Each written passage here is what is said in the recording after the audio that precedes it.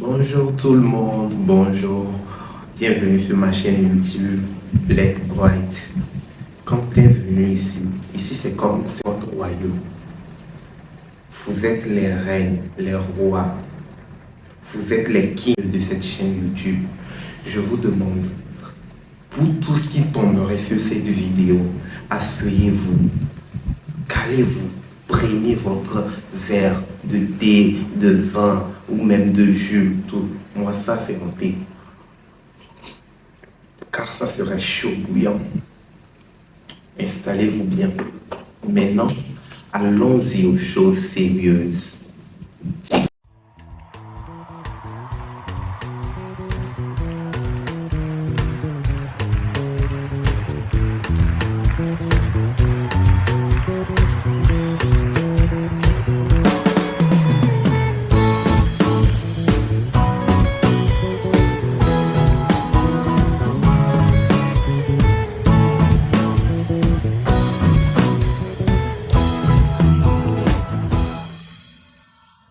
Comme ma miniature le dit, en fait, aujourd'hui, je veux vous rappeler ma rentrée universitaire chaotique.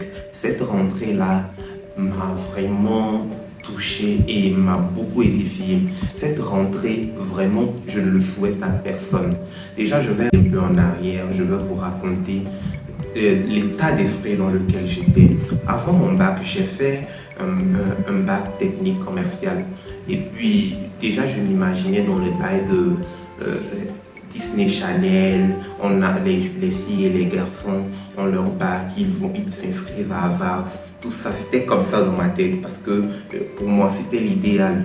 Donc, après mon bac, je discutais de temps en temps avec mon père sur l'école où je devais aller. Maintenant, je me suis renseigné sur une école qui se trouvait dans l'université de l'État, une école payante, mais c'était une école de renom qui était bien et qui était bien spécialisée dans la formation que j'ai choisie. Maintenant, j'ai informé mon père, il était d'accord, mais au moment où il fallait m'inscrire, il y a eu un problème. Le problème qui est que dans cette école, on ne rentre pas à concours. Et j'étais au courant, j'en ai informé à mon père. Mon papa dit, en fait, mon papa, il est dans l'enseignement public et privé. Donc, il dit, il a des contacts. Dès que l'information va tomber, il saura et il va m'informer. Mais non, il ne m'a pas informé à la dernière minute. Je n'ai pas su comment m'inscrire pour pouvoir participer. Donc, j'étais obligé de m'inscrire à l'école publique. Déjà, j'avais eu des informations comme quoi l'école publique, ça ne matchait du tout pas. Surtout que là-bas, en cette période, c'était un peu n'importe quoi. Disons, les gens se plaignaient beaucoup de cette école. Donc, je me suis dit, si je devais aller à l'école publique, ce serait un peu dur pour moi. Mais à la dernière minute, je devais m'y inscrire. Mais quand je me suis inscrit, on nous a, en tant que les nouveaux bacheliers, on nous a fait appel et on nous a donné des informations. Le jour-là, quand je suis allé au campus, les amphis étaient propres, on était assis. Il n'y avait pas beaucoup de gens dans cet amphi le jour-là. Donc, ce jour-là, je me sentais bien. On nous a même parlé de comment l'université fonctionne et tout était beau, c'était trop beau. Et on nous a donné même un livret bleu. Le livret bleu, ça m'avait beaucoup plu parce que même dans les écoles privées, on ne nous donnait pas de livret bleu qui nous détaillait comment notre parcours va continuer, comment on va passer les matières qu'on devrait faire. Disons, ça détaillait tout notre parcours de l'université. Donc, c'est en ce sens, quand je suis rentré à la maison, j'en ai parlé à mes parents, j'étais optimiste. Donc, déjà, j'étais pressé à ce que la rentrée commence. Donc, le jour fatidique est arrivé.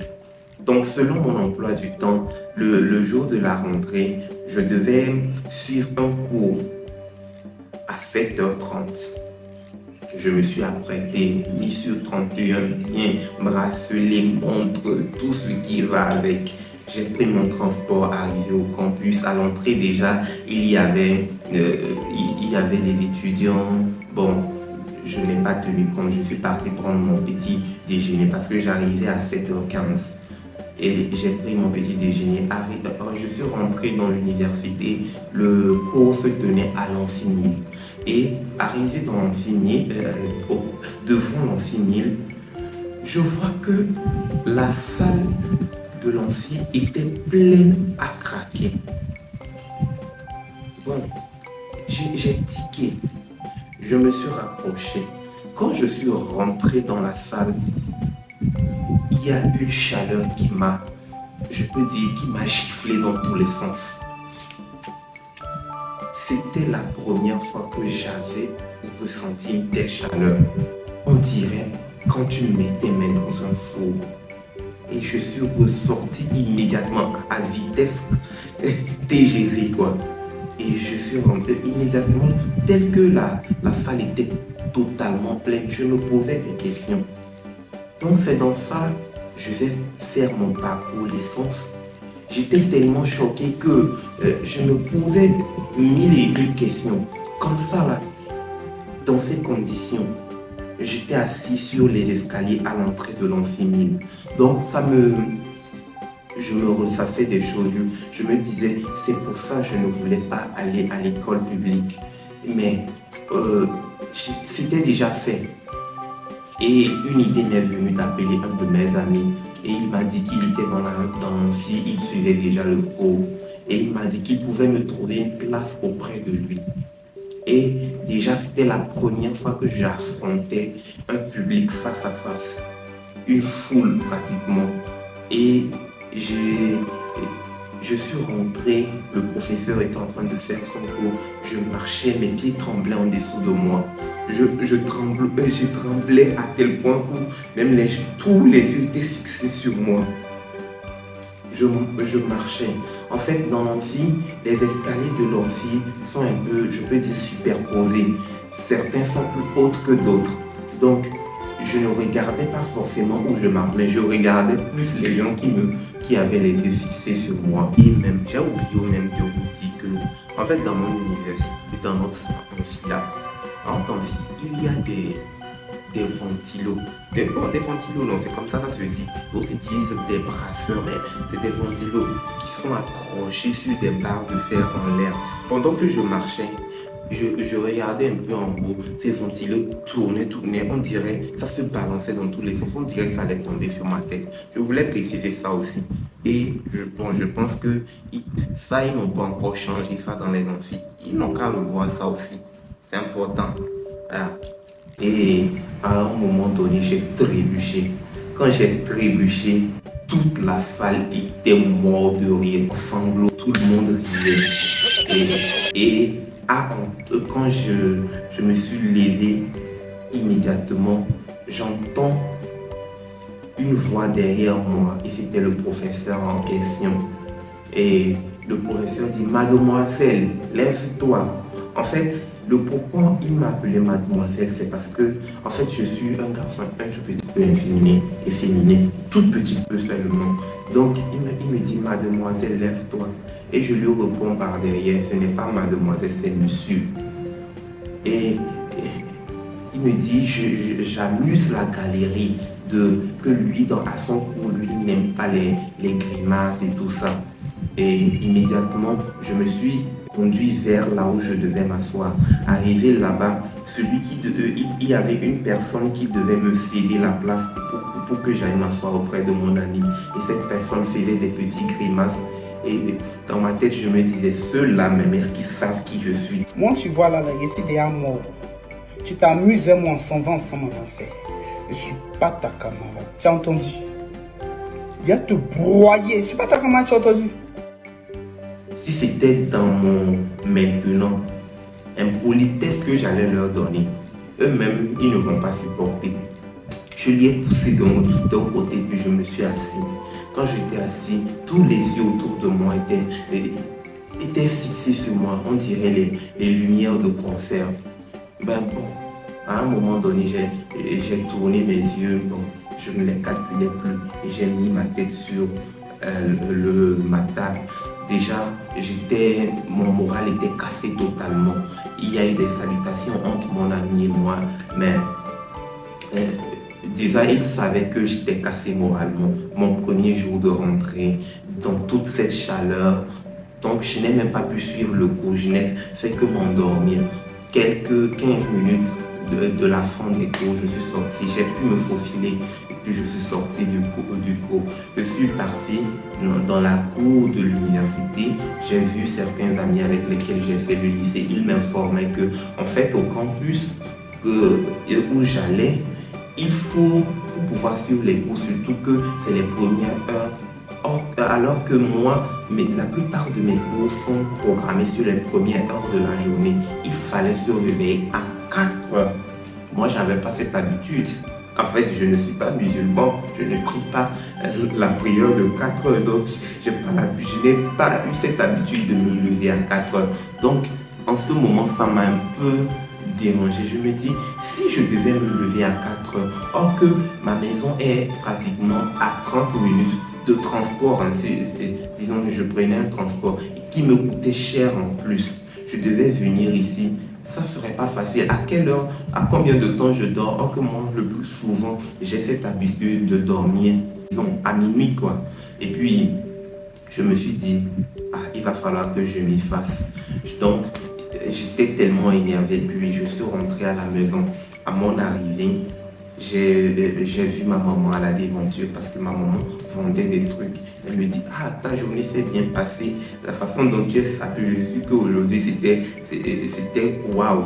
Mais la façon, le regard même que je lui ai lancé, elle a compris. Elle a compris que ce n'était pas ça. Parce que, et je suis rentré immédiatement. Ma tête chauffait, il fallait que je prenne une douche froide. Je suis rentré sous la douche, j'ai pris ma douche et mes esprits se sont redescendus. Le calme est redescendu. J'ai eu mon sang-froid dans la soirée. J'ai pu rediscuter de ça avec mon père. Mais il me dit que c'est l'université, que eux aussi ils ont fait, que ça s'est bien passé et tout ça. Donc, je n'avais pas trop discuté. J'ai compris qu'il fallait que je m'y adapte. Donc, le lendemain, je me réveille à 3 heures. Quand je finis mes travaux de maison, je me prépare pour l'université. Quand je quittais la maison, il faisait encore tout noir. Il n'y avait pas de transport dans les rues. Il a fallu que je marche pendant longtemps avant de trouver un transport. Et j'ai trouvé un transport, il m'a pris jusqu'à l'université. Je dois un peu boire de l'eau. S'il vous plaît, vous qui êtes là, on me dit que vous n'êtes pas encore abonné. S'il vous plaît, abonnez-vous, likez s'il vous plaît. Abonnez-vous.